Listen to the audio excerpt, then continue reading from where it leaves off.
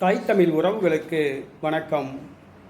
அதிமுகவில் இணையும் ஓபிஎஸ் அணி எம்எல்ஏ என்ற தலைப்பில் இந்த காணொளியை நாம் காண்கின்றோம். கடந்த 2021ஆம் ஆண்டு நடைபெற்ற தமிழக சட்டப்பேரவைத் தேர்தலில் அதிமுக தோல்வியடைந்தது. ஓபிஎஸ் அதிமுக இருவரும் இணைந்து தேர்தலை சந்தித்தனர். ஓபிஎஸ் தன்னுடைய ஆதரவாளர்களுக்கு 40 தொகுதிகள் வரை பெற்றுத் தந்தார். ஆனால் தேர்தலில் அவர்களுக்காக பிரச்சாரம் செய்யவில்லை. 40 தொகுதிகளில் ஏறத்தாழ 35 தொகுதிகளுக்கு மேல் ஓபிஎஸ் அணி ஆதரவாளர்கள் தொற்று போனார்கள். தற்பொழுது எடப்பாடி பழனிசாமி பக்கம்தான் அநேக சட்டமன்ற உறுப்பினர்கள் உள்ளார்கள். ஓ பன்னீர்செல்வம் அவர்களுடைய பக்கம் மொத்தம் 4 சட்டமன்ற உறுப்பினர்கள் தான் உள்ளனர். அதில் ஒரு சட்டமன்ற உறுப்பினர் அதிமுகவில் இணைய உள்ளார் என்று தகவல் வந்துள்ளன.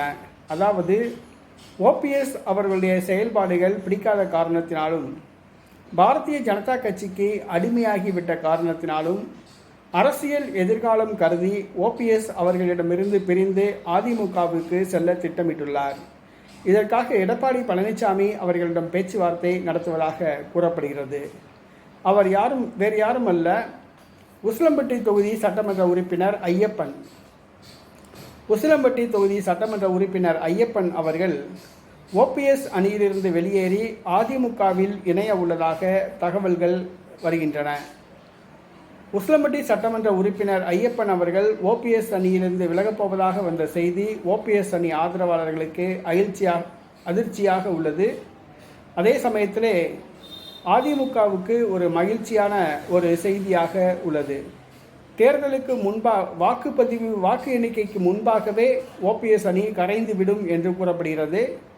கண்டிப்பாக வாக்கு எண்ணிக்கைக்கு பிறகு அநேகமாக ஓபிஎஸ் தனித்து விடப்படுவார். ஓபிஎஸ் அணி ஆதரவு எம்எல்ஏக்கள் எம்பிக்கள் அதிமுக பக்கம் வந்து விடுவர் என்று கூறப்படுகிறது.